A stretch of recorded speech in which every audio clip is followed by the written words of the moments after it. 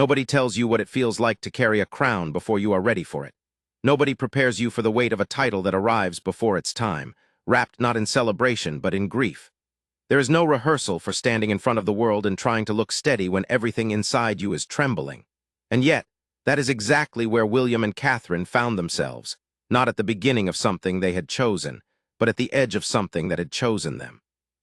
For most people, the name Prince William brings to mind a familiar image: a young boy walking behind his mother's coffin on a cold September morning in 1997, his face composed in a way that no 10-year-old should ever have to compose themselves. That image stayed with the world for a long time.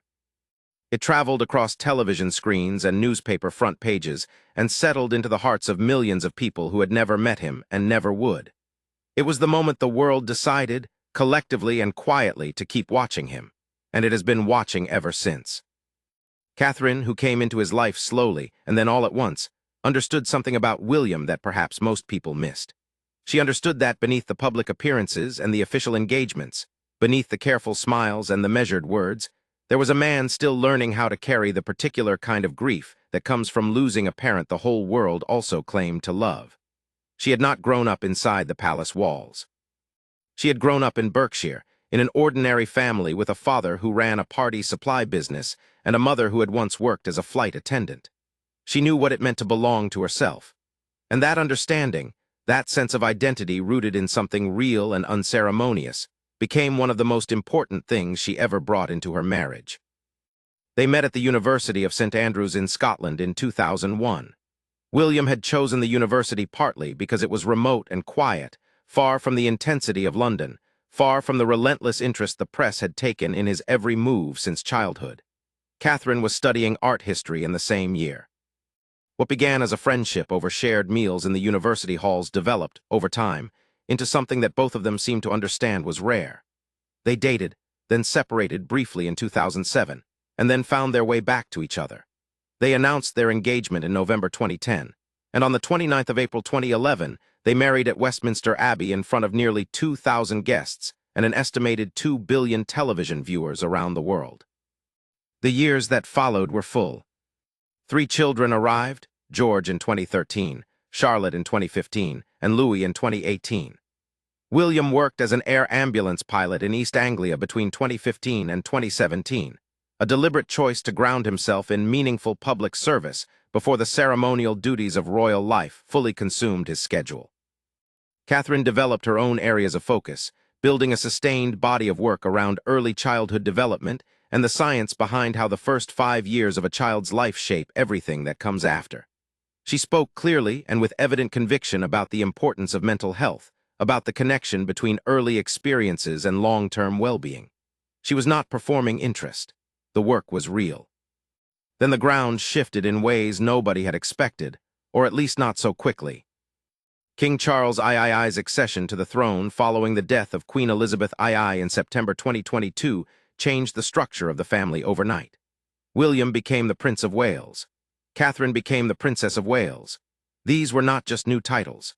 They were new identities, new responsibilities, new levels of public expectation that arrived before either of them had finished fully settling into the roles they already held. The world had spent decades watching William grow from a grieving boy into a composed man, and now it expected a further transformation, into something closer to a king-in-waiting who looked not just ready but eager. The reality was considerably more human than that. In the autumn and winter of 2023, the Wales household faced a period of strain that became visible to the public in fragments and pieces. There had already been years of well-documented tension with Harry and Meghan, a rift that had produced hurt on multiple sides and had played out in ways that were deeply unusual for a family that had spent generations operating behind closed doors. William, by all accounts, was not someone who found it easy to speak about his feelings. His upbringing had not particularly encouraged it. He had spent his formative years learning to carry private pain with public composure, and that training ran deep. The separation from his brother was not something he discussed openly, but those who knew him well said it weighed on him considerably. Then came January 2024. Catherine underwent abdominal surgery. The operation was described at the time as planned and successful, but her absence from public life stretched on for weeks, and then months, and the silence around the nature of her condition grew increasingly difficult to hold. The speculation that filled that silence was, at times, extraordinary in its reach and in the cruelty of some of its forms. Social media became a space where theories multiplied without grounding, where people who had never met her felt entitled to diagnose and judge and wonder in the loudest possible terms. On the 22nd of March 2024, Catherine recorded a short personal video message and released it directly to the public. She sat in a garden in Windsor. She wore a casual jacket. She looked tired, and she also looked like someone who had decided something. She spoke calmly and without drama. She said that she had been diagnosed with cancer, that she was undergoing preventative chemotherapy, and that she hoped people would respect the privacy that her family needed in order to heal.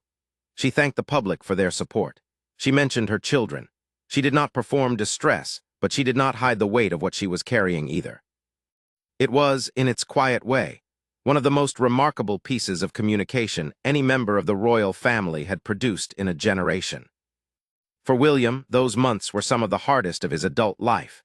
The echoes of 1997 must have moved through him in ways that were difficult to articulate. He had watched his mother navigate public life while privately struggling with pressures that eventually proved overwhelming. He had grown up understanding, in the most visceral way possible, what it meant when the institution failed to protect the people inside it. Now his wife was ill, his children were frightened, his brother was estranged, and the world was watching with a level of scrutiny that showed no signs of abating. He scaled back his public engagements and said very little. There was nothing in the royal handbook for this particular confluence of circumstances, and he was navigating it largely on his own terms. But the story of William and Catherine has never been a simple story about difficulty. It has always also been a story about recovery, about the persistent, unglamorous work of coming back to the life you have built and deciding to keep building it. By the summer of 2024, Catherine had completed her chemotherapy course and announced that she was in remission. She appeared publicly at the Trooping the Colour ceremony in June alongside her children. She was present at Wimbledon in July. Each appearance was careful and measured, and each one signaled the same thing. She was not retreating. She was returning, but she was returning on her own terms, with a different relationship to pace and to privacy than she had held before. What the months of illness had done, in some unexpected way, was to clarify things. It had forced both William and Catherine to look directly at what mattered to them and at what they wanted the next chapter of their lives to look like. For William, who had spent much of his adult life preparing for a future that always felt slightly distant, a throne that was somewhere ahead, past his father's reign and his grandmother's long tenure, the experience had made the present feel more urgent. Not in an anxious way, but in the way that difficult experiences sometimes do, by making visible the things that usually stay invisible. The work they had been building together began to take on a clearer shape. The Earthshot Prize, which William had launched in 2020 to find and fund environmental solutions, had expanded significantly. By 2024 and into 2025, it was operating across multiple continents, bringing together scientists, engineers, entrepreneurs, and local communities around projects that addressed climate change, ocean health, clean air, and biodiversity.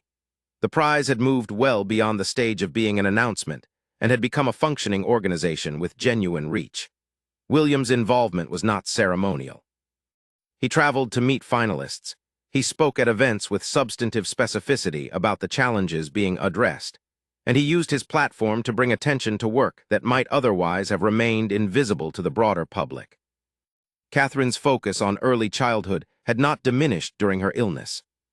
If anything, the experience of watching her own children navigate a frightening period in the life of their family had deepened her commitment to the field. She returned to her Royal Foundation Center for early childhood work with renewed energy. She had, over the preceding years, commissioned research and developed frameworks for thinking about how communities, institutions, and policymakers could invest in children's earliest years. This was patient work with a long horizon, and she had shown herself to be someone capable of that kind of patience.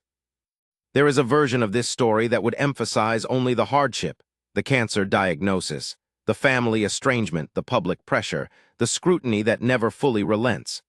That version is not inaccurate, but it is incomplete. Because what has also been visible, to those who have been paying attention, is the evidence of two people who have found a way to support each other through circumstances that would have collapsed less resilient partnerships. William, who had not always found emotional expression easy, had been publicly described by those close to the couple as someone who had grown significantly in his capacity for it. Catherine, who had always possessed a particular kind of quiet steel underneath a warm exterior, had demonstrated it in the most public way imaginable. Their oldest child, George, turned 11 in 2024. He is a child who will one day be king, a fact that his parents are clearly conscious of as they navigate how to give him a childhood that is as protected and as normal as possible while also preparing him, gently, for a life that will be anything but ordinary. Charlotte and Louis move through the world with the energy of children who seem, at least from the outside, to have been given enough of a grounded home life to feel secure in it. The family lives at Adelaide Cottage in Windsor, a choice that reflects a deliberate preference for something smaller and less institutional than the grander residences available to them. The journey that William and Catherine are now on is not the one they might have imagined when they married in 2011. Life rarely delivers the version we plan for. What they have instead is a story shaped by unexpected turns, by grief recovered from, by illness survived, by public scrutiny endured, by private pain held and eventually released.